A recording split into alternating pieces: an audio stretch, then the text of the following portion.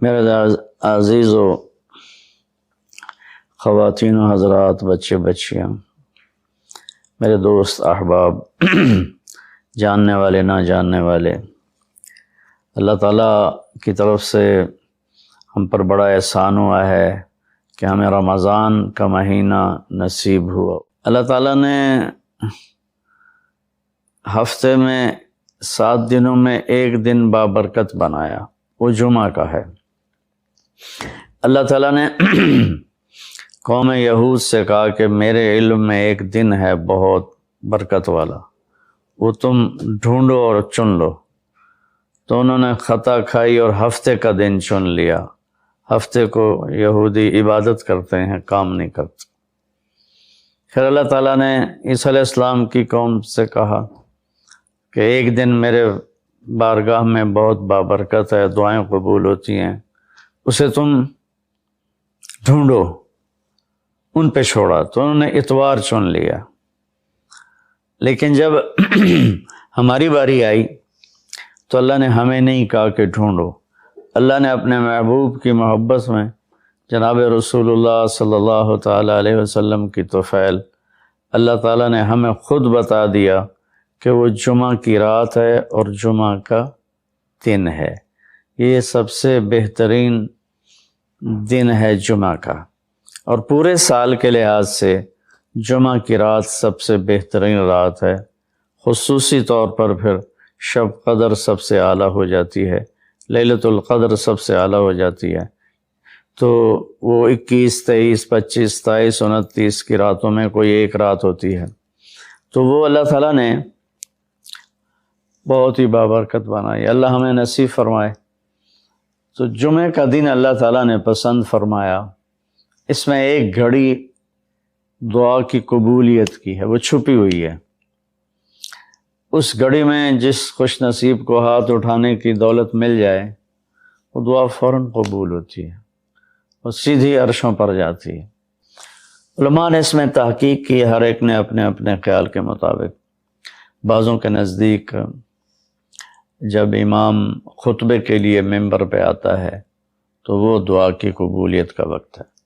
بعضوں کے نزدیک جب 2 خطبوں کے درمیان بیٹھتا ہے تو وہ وقت دعا کی قبولیت کا ہے۔ اور بعضوں کے نزدیک عصر سے مغرب کے درمیان کوئی بھی گھڑی اللہ کی بارگاہ میں دعا کی قبولیت کی ہوتی ہے۔ تو جمعہ کی نماز کو اللہ کے نبی نے بہت اہم قرار دیا، اور ارشاد میں بڑے دکھ کے ساتھ یہ حدیث بیان کر رہا ہوں۔ میرے نبی نے فرمایا جو 3 جمعے مسلسل چھوڑ دیتا ہے وہ میری ملت سے خارج ہو جاتا ہے، میری امت سے خارج ہو جاتا ہے۔ تو میں اپیل کروں گا ان بہن بھائیوں سے جو نماز میں سستی کرتے ہیں، کم از کم جمعہ ضرور پڑھ لیا کریں۔ عورتوں پہ جمعہ فرض نہیں ہے، مردوں پہ فرض ہے۔ تو میں کہا کرتا ہوں، جو دوست ملتے ہیں جی نماز نہیں پڑھی جاتی، تو میں ان سے کہتا ہوں ایک نماز 5 میں سے طے کر لو اور ایک جمعہ طے کر دو، 2 نمازیں شروع کر دو۔ جس نے بھی اس پہ عمل کیا وہ 5 وقت کا نمازی بن گیا۔ تو جمعہ کی نماز کے بعد جمعہ سے جمعہ تک کے جتنے گناہ ہوتے ہیں وہ اللہ تعالیٰ معاف فرما دیتے ہیں، اور جو جتنی جلدی جا کے بیٹھتا ہے امام کا خطبہ سننے کے لیے، اس کو اتنا زیادہ اجر ملتا ہے۔ تو آج رمضان کا پہلا جمعہ ہے کہ ہم اس کا اہتمام کریں۔ رمضان المبارک میں جنگ بدر ہوئی، 17 رمضان جمعہ کا دن، اور اللہ نے قیامت کو بھی جو قائم کرنا ہے جمعہ کا دن۔ تو ہر دن اللہ کی بارگاہ میں بابرکت ہوتا ہے اگر ہم اس میں اللہ کی مان کے چل رہے ہیں، اور رمضان شریف میں خاص طور پر، اور پھر جمعہ ہو تو خاص طور پر اس میں ہم اپنے عبادت کو بڑھائیں۔ درود شریف جمعہ کے دن کا مبارک عمل ہے، کثرت سے درود شریف پڑھنا، اور 300 دفعہ جو درود شریف پڑھ لیتا ہے وہ کثرت میں شمار ہو جاتا ہے، اوپر کی کوئی حد انتہا نہیں ہے۔ ہمارے ایک رشتہ دار تھے، وہ انتقال ہو گیا، اللہ ان کو درجہ بلند کرے۔ وہ روزانہ ایک دن میں 10,000 دفعہ درود شریف پڑھا کرتے تھے، ہر وقت تسبیح ان کے ہاتھ میں ہوتی تھی اور روزانہ 10,000 دفعہ درود شریف پڑھا کرتے تھے۔ تو میرے بہن بھائیوں، میرے عزیزوں، اللہ تعالیٰ نے ہمیں ہر نماز کی بڑی اہمیت بتائی ہے، ہر نماز کی، لیکن خاص طور پر جمعے کی بڑی فضیلت ہے، اور جمعہ بھی رمضان المبارک کا ہو تو اور زیادہ وہ باعث برکت ہے، قابل رحمت ہے۔ تو روزے کا بھی اہتمام ہو اور ساری نمازوں کا اہتمام فرمائیں، کوئی باجماعت پڑھنے کی کوشش کریں، کوئی جماعت سے رہ جائے تو پھر اس کو چھوڑیں نہیں، اسے ضرور پڑھ لیں، کہ نماز کی اللہ تعالیٰ نے جتنی تاکید قرآن میں کی ہے اور کسی کی اتنی تاکید نہیں کی، اور اللہ تعالیٰ نے 10 دفعہ اقیم الصلاۃ، اقیم الصلاۃ، اقیم الصلاۃ وآتوا الزکاۃ، تو 10-12 دفعہ اللہ نے قرآن میں براہ راست حکم کیا اقیم الصلاۃ وآتوا الزکاۃ۔ اور ادھر اللہ پاک کی رحمت کے دروازے کھلے ہوئے ہیں، اللہ کا عرش پہلے آسمان پر ہے، جنت کے دروازے کھل چکے ہیں، جہنم کے دروازے بند ہو چکے ہیں، اور میرے نبی کا فرمان ہے کہ اگر میری امت کو پتہ چل جائے رمضان کیا ہے تو تمنا کریں گے کہ سارا سال ہی رمضان ہو، اتنی اللہ کی رحمت ہوتی۔ اللہ نے فضل فرمایا، صرف 1 مہینے کے لیے ہمیں اللہ تعالیٰ نے اس کا پابند کیا۔ تو میرے بھائی بہنوں، اس مہینے کو قیمتی بناؤ، کسی سے ہم لڑے ہوئے ہیں ہم صلح کر لیں، مرنے والے سے پوچھو کہ لڑائی کا کیا نقصان ہوتا ہے، مرنے والے سے پوچھو دنیا کی دوڑ کا کیا نقصان ہوتا ہے، مرنے والے سے پوچھو ماں باپ کی نافرمانی کا کیا انجام ہوتا ہے۔ امام بخاری رحمۃ اللہ علیہ نے ایک واقعہ نقل کیا ہے کہ ایک گاؤں میں ایک نوجوان کو دفن کیا گیا، تو عصر کے بعد اس کی قبر پھٹتی اور وہ قبر سے نکلتا، اور اس کا چہرہ گدھے کا ہوتا تھا، اور وہ 3 دفعہ گدھے کی آواز میں آواز نکالتا تھا، پھر وہ قبر میں گرتا تھا، قبر مل جاتی تھی۔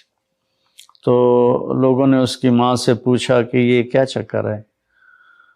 تو اس کی ماں نے بتایا کہ شرابی تھا، شراب پیتا تھا، تو میں اسے روکتی تھی نہ پیا کر، تو وہ آگے مجھے کہتا تو کیا گدھے کی طرح آوازیں نکالتی رہتی ہے، مجھے نہ سنایا کرو۔ تو اللہ تعالیٰ نے تھوڑا سا اس کا انجام دکھا دیا کہ ماں باپ کو اس طرح تکلیف دینے سے کیا ہوتا ہے۔ تو بھائیو، ایک تو ہم نماز کو زندہ کریں۔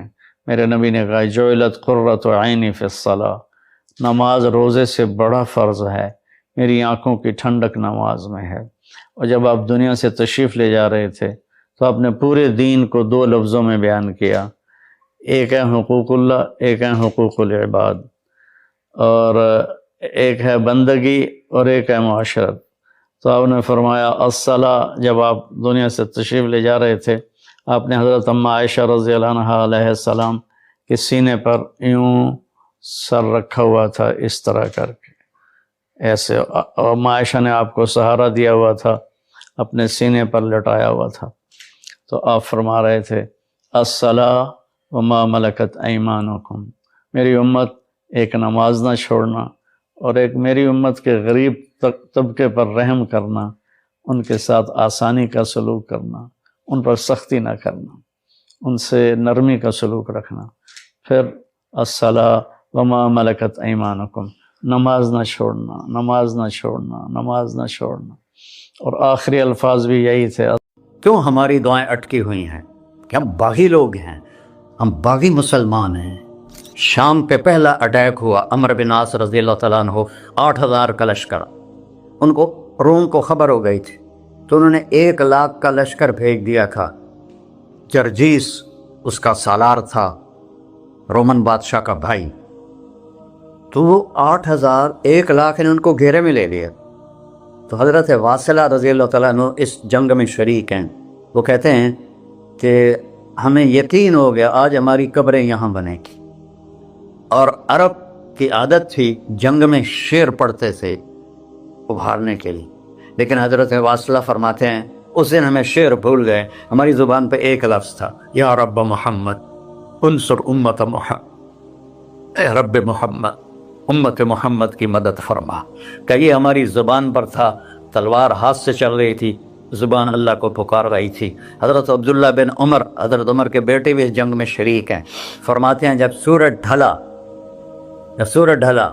تو ہم بار بار آسمان کو دیکھ رہے تھے، میں نے جب اوپر نگاہ دوڑائی تو میں نے دیکھا انفرجت فی السماء فرجۃ، آسمان کا دروازہ کھل گیا، وخرجت منہا خیول شہب، اور اس سے شہابی رنگ کے گھوڑے اور ان کے اوپر سوار، ان کے سروں پہ سفید پگڑیاں، اور سب سے آگے ایک سوار تھا جس کے ہاتھ میں لمبا نیزہ تھا، وہ وہاں سے پکار رہا تھا، ابشروا یا امت محمد، اے امت محمد تمہیں بشارت، قد اتاکم اللہ بالنصر، اللہ تمہاری مدد کو آ گیا۔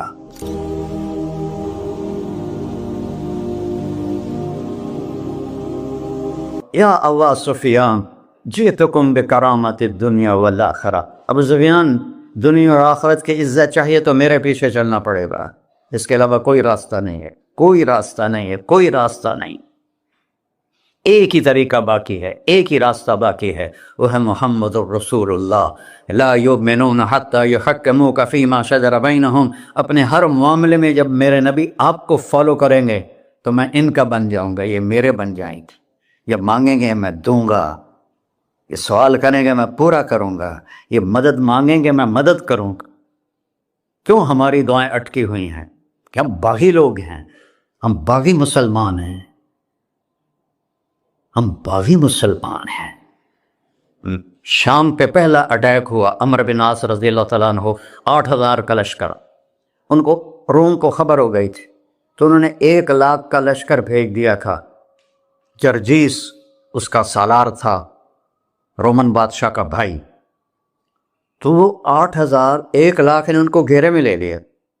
تو حضرت واصلہ رضی اللہ تعالیٰ عنہ اس جنگ میں شریک ہیں، وہ کہتے ہیں کہ ہمیں یقین ہو گیا آج ہماری قبریں یہاں بنے گی، اور عرب کی عادت تھی جنگ میں شعر پڑھتے تھے ابھارنے کے لیے، لیکن حضرت واصلہ فرماتے ہیں اس دن ہمیں شعر بھول گئے، ہماری زبان پہ ایک لفظ تھا، یا رب محمد انصر امت محمد، اے رب محمد امت محمد کی مدد فرما، کہ یہ ہماری زبان پر تھا، تلوار ہاتھ سے چل رہی تھی، زبان اللہ کو پکار رہی تھی۔ حضرت عبداللہ بن عمر، حضرت عمر کے بیٹے بھی اس جنگ میں شریک ہیں، فرماتے ہیں جب سورج ڈھلا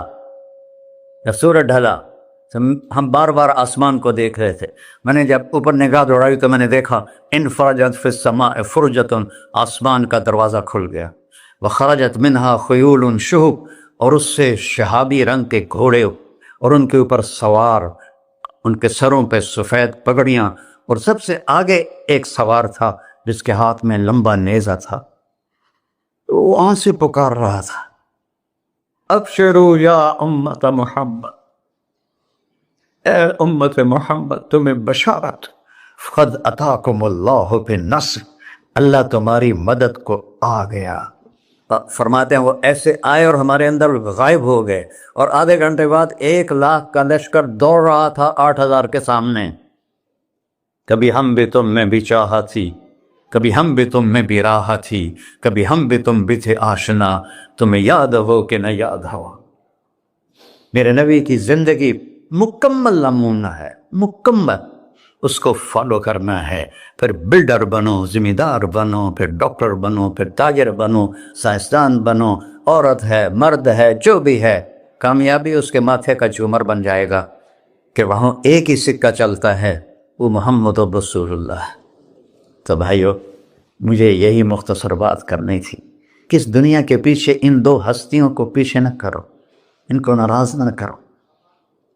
یزید نے اہل بیت کا خون کیا، اور اتنا بڑا واقعہ ہے کربلا کہ دنیا کی تاریخ میں نہ پہلے کبھی ہوا نہ بعد میں کہ رسول کی نسل کے 18 نوجوان ذبح کر دیے جائیں۔ یزید 90 لاکھ مربع میل پہ حکومت، 90 لاکھ مربع میل، ٹھیک، 42 سال کی عمر میں مر گیا۔ اس کا بیٹا معاویہ بن یزید رحمۃ اللہ علیہ 22 سال کی عمر میں تخت پر بیٹھا۔ باپ نے 3 بر اعظم میں حکومت پھیلائی ہوئی ہے، دادا نے پھیلائی تھی، باپ نے اس کو بڑھایا، یزید کے زمانے میں بھی فتوحات ہوئی. اب یہ 3 بر اعظم پر اس نوجوان کی حکومت ہے. یہ بلڈر نہیں ہے، یہ بادشاہ آج کل کے صدر وزیر نہیں ہیں، 2 ٹکے کی ان کی قیمت کوئی نہیں ہے. مطلق بادشاہ ہے. 40 دن حکومت کی اور سارے خاندان کو بلایا اور کہنے لگا، اب تصور کرو 22 سال کا ایک شہزادہ ہو اور 3 بر اعظم اس کے سامنے ایسے جھکا ہوا ہو، تو اس کو کیسے آپ میئر کر سکتے ہیں؟ جبکہ کاغذ کے نوٹ نہیں تھے، سونا تھا، چاندی تھی، ہیرے تھے، اصل دولت تھی. یہ کاغذ کوئی دولت ہے؟ یہ تو یہودیوں نے آپ کو بیوقوف بنایا ہوا ہے. انہیں سب کو اکٹھا کیا. اس نے ایک چھوٹا سا خطبہ دیا. کہنے لگا، کانا ابی جبارن، میرا باپ ظالم تھا، اس نے اہل بیت کا خون کیا، اور جس تخت کے نیچے اہل بیت کا خون ہو میں اس پہ لعنت بھیجتا ہوں. یہ ہے تمہاری سلطنت، جس کو چاہو دے دو، میں بری ہوں. 3 بر اعظم کی حکومت اللہ رسول پہ قربان کر کے گھر بیٹھ گیا. اور آج اس کو کس عزت کے ساتھ میں سنا رہا ہوں. اس کے باپ کو بولتے ہوئے میرا لہجہ کیسا تھا، اور اس کے بیٹے کو بولتے ہوئے میرا لہجہ کیسا ہے. 3 بر اعظم کی سلطنت چھوڑ دی کہ اس کے نیچے اہل بیت کا خون ہے، مجھے نہیں چاہیے. تو اللہ اور اس کے رسول کو راضی کرنے کے لیے بڑے سے بڑا سودا بھی سستا ہے، بڑے سے بڑا سودا بھی سستا ہے. ایک صحابی آئے، یا رسول اللہ، میرے پڑوسی ہے، اس کی کھجور ایسے میرے گھر میں آتی ہے، اس پر جب پھل پکتا ہے تو وہ گرتا ہے، میرے چھوٹے چھوٹے بچے اٹھا کے کھانے لگتے ہیں، ادھر سے بھاگ کے آتا ان کے منہ سے نکال لیتا ہے. اس کی تو محنت کریں کہ اتنی سخت، وہ منافق تھا، اس کی اتنی سختی نہ کرے. تو آپ نے اسے بلایا، کہا بھائی ایک سودا کرتے ہو؟ کہا جی. یہ کھجور مجھے دے دو اور میں جنت میں کھجور دنوں لے کے دیتا ہوں.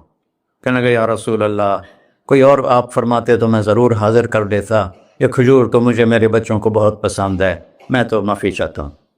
اٹھائی منافق تو اس نے معافی مانگنی تھی. وہاں ایک صحابی بیٹھے تھے، ابو الدحداح. جب وہ چلا گیا تو کہنے لگے، یا رسول اللہ، اگر میں آپ کو یہ کھجور لے کے دے دوں تو مجھے جنت میں کھجور لے کر دیں گے؟ کہنے لگے ہاں، سودا پکا ہے. تو وہ گیا اس کے پیچھے، کہنے لگا، بھائی کھجور بیچو گے؟ کہا نہیں. کہا بھائی بیچ دو. ارے جا، میں نے رسول اللہ کو نہیں بیچی، تجھے کیسے بیچوں گا؟ انہوں نے کہا منہ مانگی قیمت لے لے. منہ سے بول کیا لینا چاہتا ہے. ابو الدحداح کا باغ تھا تیار، 600 کھجوریں. میں ذمہ دار ہوں، مجھے پتا ہے کہ 600 کھجوروں کی کتنی قیمت ہوتی ہے. جیسے آپ بلڈنگ کو جانتے ہیں، میں نہیں جانتا، آپ ذمہ داروں کو نہیں جانتے، میں جانتا ہوں. 600 کھجوروں کا باغ. تو اس نے اس کو لاجواب کرنے کے لیے کہا، اپنا باغ دے دے، کھجور لے لے. اب یہ کہتا ہے پھرے گا تو نہیں. آپ لوگ تاجر بیٹھے ہیں، اس کے بول کی طاقت دیکھو. اس سے کہہ رہا ہے اب معاہدے سے پھرو گے تو نہیں. انہوں نے کہا میں پاگل ہوں جو پھرا، میں نے 600 کھجوروں کا باغ لگ دیا. پھر انہوں نے کہا چل ڈن، 600 کھجوروں کا باغ تیرا اور یہ کھجور میری. اور وہاں سے سیدھا گیا اپنے باغ میں. کھجوروں کا زمانہ تھا تو مدینے والے کھجوروں کے پھل کے زمانے میں باغ میں شفٹ ہو جاتے تھے، چھوٹے چھوٹے بنائے ہوتے تھے کمرے، وہاں بچے وہ سب رہتے تھے، کھجوروں کی پہرہ داری بھی اور توڑنا بھی. تو وہ ہائے قربان جاؤں نبی کے صحابہ تھا، وہ باغ میں اندر نہیں گئے، باہر کھڑے ہو گئے کہ کہیں نیت نہ بدل جائے. اتنا بڑا باغ دیتے ہوئے باہر سے پکارا، ام الدحداح بیگم. کہ جی، کہ باہر آ جاؤ، بچوں کو بھی لے کے آ جاؤ. کیا ہوا؟ کہا میں نے باغ بیچ دیا. انہیں کہا کتنے میں؟ کہ جنت میں کھجور مل گئی. وہ کہنے لگی ربح البیع ربح البیع ربح البیع. واہ ابو الدحداح، کیا سودا کیا تو، کیا سودا کیا تو. ارے کہ عورتیں زیادہ شور میں جاتی، مروا دیتا ہے پھر بچے کے تو کھاسیں تمہیں کے تو کھاساں. کہ ربح البیع. اس کے بعد بھاگا ہوا آیا اللہ کے نبی کے پاس، یا رسول اللہ میں نے کھجور خرید، آپ اس انصاری کو دے دیں. تو آپ نے پوچھا کتنے میں خریدی ہے؟ کہ سارا باغ دے دیا ہے. کھجور لے لی. آپ نے کہا پہلا سودا کینسل، کم من عذق رداح ودار فیاح لأب الداحداح. اب تیرے لیے میں دیکھ رہا ہوں تیرے رب نے جنت میں کھجوروں کے باغ لگا دیے ہیں، اور تیرے کوٹھے کی جگہ کھجوروں میں محل بنا دیے ہیں سونے چاندی کے. جنت میں تو مٹی نام کی شے کوئی نہیں، لوہے نام کی شے کوئی نہیں. ایک ہر گھر ایک اینٹ سونے کی، ایک چاندی کی، ایک زمرد کی، ایک یاقوت کی، مشک کا گارا اور زعفران کی گھاس، اور اس کا لنٹر اللہ کا عرش ہے. تو سودے کر گئے، اب سب کچھ کرو لیکن اللہ رسول کو پیچھے نہ چھوڑ، کیونکہ ہمیشہ تو زندہ نہیں رہنا، چلے جانا ہے. دنیا میں سب سے بڑا محل بنایا تھا کسریٰ نے، نوشیروان کے پوتے خسرو پرویز نے، جس نے ہمارے نبی کا خط پھاڑا تھا. 40,000 پلرز پر وہ گھر تھا. آپ لوگ بلڈروں اسکوائر فٹ لگاؤ، 40,000 ستونوں پر وہ گھر کھڑا تھا، اور وہ اس کے اوپر سارا سونا ہیرے جواہر 40,000 پلر پر تھے، اور اس کے 500 بڑے بڑے گنبد تھے، اور سب سے بڑے گنبد میں 1,000 سونے کے فانوس تھے، اور اس میں ایک رات میں 9 من تیل جل جاتا تھا صرف ایک رات کے لیے اس کو. اور 3,000 باندیاں تھیں، 6,000 نوکر تھے صفائی کے لیے، 12,000 سپاہی تھے اس کی حفاظت کے لیے. لیکن وہ چند سال بھی نہ رہ سکا کہ پلٹا کھایا حالات نے، اور رومن امپائر کیسر نے آ کر اسے شکست دی. نینوا میں ہمارے نبی کے خط پھاڑنے کے بعد آپ نے فرمایا تھا کسریٰ نے اپنا ملک پھاڑ دیا، تو وہ آیا، وہ شکست کھائی کسریٰ نے اور بھاگ گیا. اس نے سارے محل کو آگ لگایا، مٹی کا ڈھیر بنایا. اور مسلمانوں میں سب سے بڑا محل بنایا اندلس کے بادشاہ عبد الرحمن نے الثالث نے. 4,316 پلر پر تھا وہ گھر، اور پورے یورپ میں اس کی دھاک تھی. ہر طرف سے ہیرے آ رہے ہیں، موتی آ رہے ہیں، جواہر آ رہے ہیں. پورے پلر، پوری چھت سونے سے بنی تھی، اور پورے پلروں پر ہیرے جواہرات تھے. اور باہر ایک بڑا تالاب تھا، کس کا؟ پارے کا، پانی کا نہیں، پارے کا. اس میں کیا کرشمہ تھا؟ اس کو اس اینگل سے انجینئرز نے بنایا تھا کہ سورج کی شعائیں جب پارے پر پڑتی تھیں تو پارا تو ہلتا ہے، کھڑا نہیں رہتا، تو شعائیں ایسے ایسے ڈانس کرتے کرتے کرتے محل پہ پڑتی تھیں، تو لگتا تھا پورا محل رقص کر رہا ہے. اب میں وہاں گیا تو ایک کوٹھے کے سوا وہاں کچھ بھی نہیں تھا، وہ بھی کوٹھے کی چھت نیچے گری ہوئی تھی. تو آپ لوگوں کو دیکھو، ہمارے نبی پہ قربان جائے، انہوں نے ہمیں کیسی پیاری زندگی دی. وضو سے پہلے ایک دعا سکھائی ہمارے نبی نے، ہم 5 دفعہ تو کم از کم کرتے ہیں وضو، کہ اللہم اغفر لی ذنبی ووسع لی فی داری وبارک لی فی رزقی. دنیا بھی جوڑ دی، آخرت بھی. یار میرے کو معاف فرما، مجھے بڑا گھر دے، مجھے کھلا گھر دے، مجھے کھلا گھر دے، اور میرے رزق میں برکت دے. کھلا گھر اللہ کی نعمت ہے، آپ لوگوں کو میسر کر رہے ہیں سہولتیں. آپ کو اجر ملے گا اگر اس میں جھوٹ نہ ہو، سود نہ ہو، کھوٹ نہ ہو، ہیرا پھیری نہ ہو، وعدہ خلافی نہ ہو. تو یہی آپ کی جنت کا راستہ ہے. تو اللہ رسول سے صلح کر لو بھائیو، بس میری اتنی گزارش.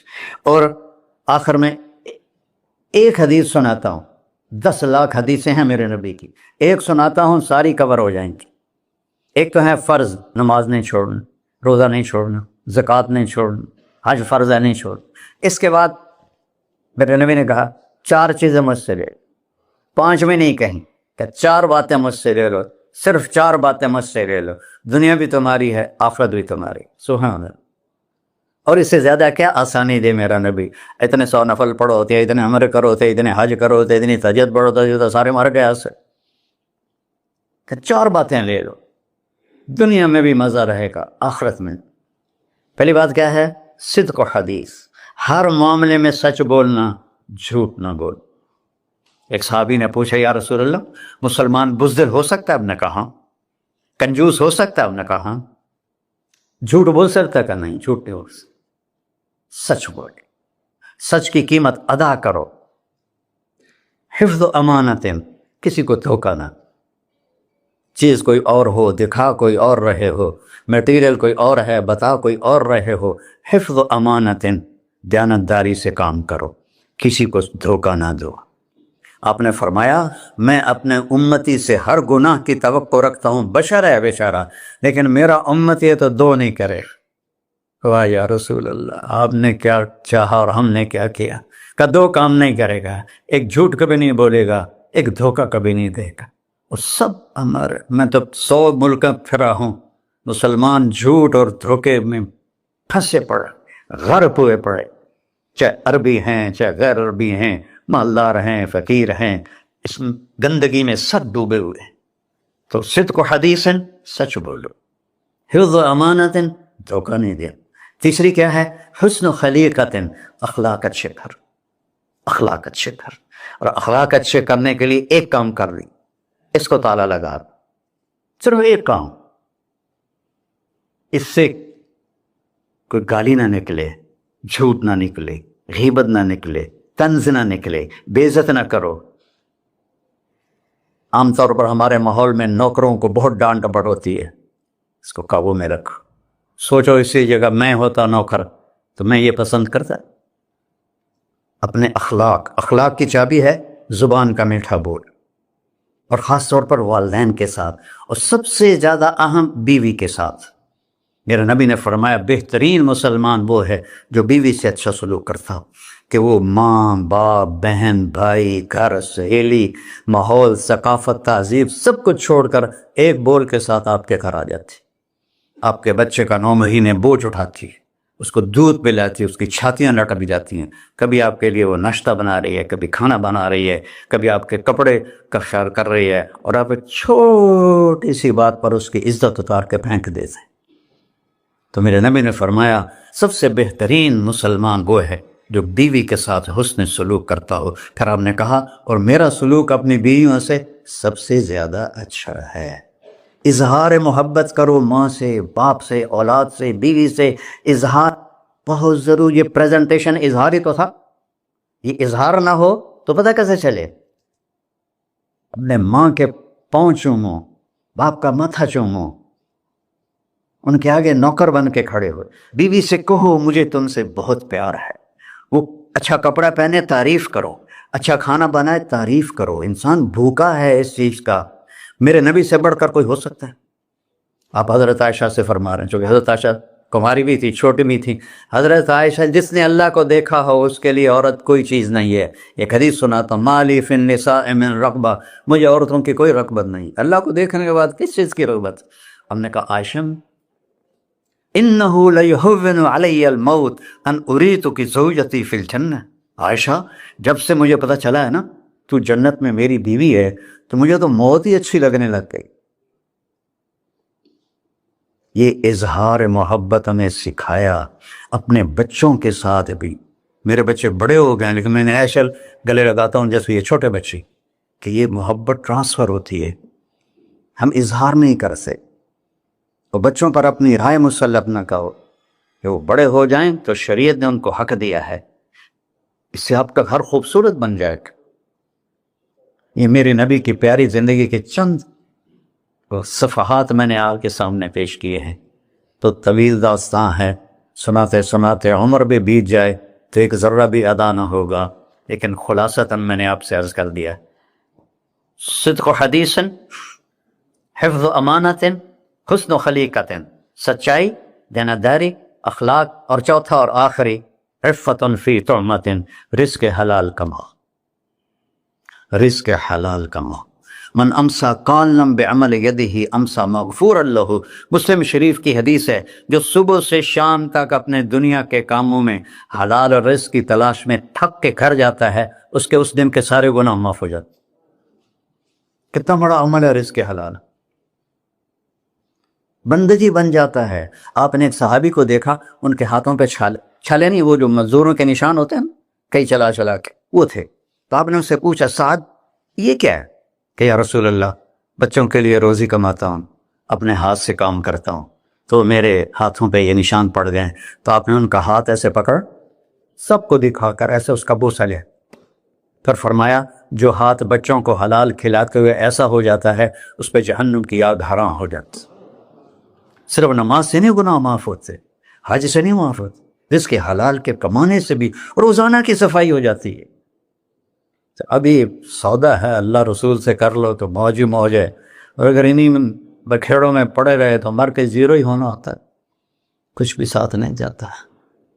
تو اللہ مجھے بھی توفیق دے، اللہ آپ کو بھی توفیق دے کہ ہم اپنے نبی کی زندگی کو اور اپنے رب کو سامنے رکھ کر زندگی گزاریں، اور آپس میں اگر لڑے ہوئے ہو صلح کر لو، آپس میں کوئی لڑو، دیکھو جھگڑا ہو جاتا ہے، بول چال بند نہ کرو، جھگڑا ماں سے بھی ہو جاتا ہے، باپ سے بھی، بیوی سے، بول چال بند نہ کرو، نہیں بس ساڈا بائی کاٹ۔ ہم تو پنجابی لوگ ہیں، دیہاتی کو تھوڑی اونچ نیچ ہو جائے تو ہماری لینگویج اساں لیکا چھک دیتا ہے، سمجھو، ہم نے لکیر لگا دی ہے، نہ انہاں دے مرن تے جاونا ہے، نہ انہاں دی شادی تے جاؤ، یہ ساڈے جنازے وچ بھی نہ عام۔ اللہ میرے گاؤں میں جنازہ تھا، میرا اپنا عزیز، اس کی والدہ فوت ہو، تو رشتہ داروں میں قریبی رشتہ دار جنازے میں پہلی صف میں کھڑا تھا، تو جنازے پر تو سب کے دل نرم ہو جاتے ہیں۔ جب اس نے دیکھا نا کہ میاں صادق میری ماں دے جنازے چ باہر نکل گیا، یہ تہذیب ہے ہماری۔ تو جھگڑا ایک فطری چیز ہے، لیکن بول چال بند نہیں کرنی ہے، دل میں نفرت نہیں پالنی ہے، اس کو صاف کر کے معاف کرنا ہے۔ اللہ بہت خوش ہوتا ہے، اور میاں بیوی میں جھگڑا ہو جائے اور وہ صلح کر لیں، اللہ ان کے پچھلے سارے گناہ معاف کر دیتا ہے۔ کیا مزے کی بات۔ السلام علیکم۔ دعا فرما، دعا فرما ہے۔ اچھا بھائی بیٹھ جائیں، دعا کر لیں۔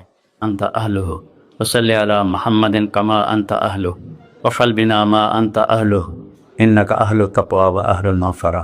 یا تا یہ سارے دوست احباب تیری محبت میں آئے ہیں، ہم سب نے تیرے نام کو زندہ کیا ہے، ہماری یہ محفل قبول فرما اور ہماری یہ مجلس قبول فرما، اور یا اللہ جو کچھ کہا ہے اس کے مطابق ہماری زندگی بنا دے، اور یا اللہ جو ہم نے نیت کی ہے کہ غزہ کے مسلمانوں کو گھر دینا ہے، چھت دینی ہے، ان سب کو، یہ کسی ایک آدمی کے بس کا کام نہیں ہے، یہ سارے مل کر کریں، ہم بھی کریں، اس لیے ہمیں توفیق نصیب فرما۔ تیرے نبی کا فرمان ہے، جو میری امت کی دنیا کا خیال نہیں کرتا وہ مجھ سے نہیں ہے، اور اس وقت سب سے محتاج امت غزہ کے اہل ایمان ہے۔ تو یا اللہ ان سارے بھائیوں کو ہمت دے، توفیق دے، ہمیں وہاں تک پہنچانے کا وسیلہ تو نے بنایا ہوا ہے، ہمیں یہ امانتیں ان تک پہنچانے کی توفیق دے، ان کے کاموں میں برکت دے، ان کے قرضوں کو اتار دے، ان کو سود سے بچا دے، ان کو دیانتداری نصیب فرما، شفافیت نصیب فرما، مرتے وقت ہم سب کو کلمہ نصیب فرما۔ وصلی اللہ تعالی نبی الکریم۔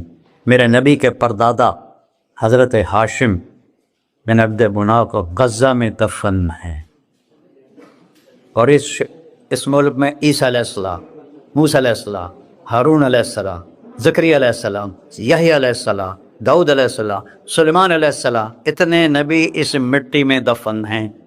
تو اللہ کو ہمت دے، کھل کر خرچ کریں، اللہ واپس کرتا ہے۔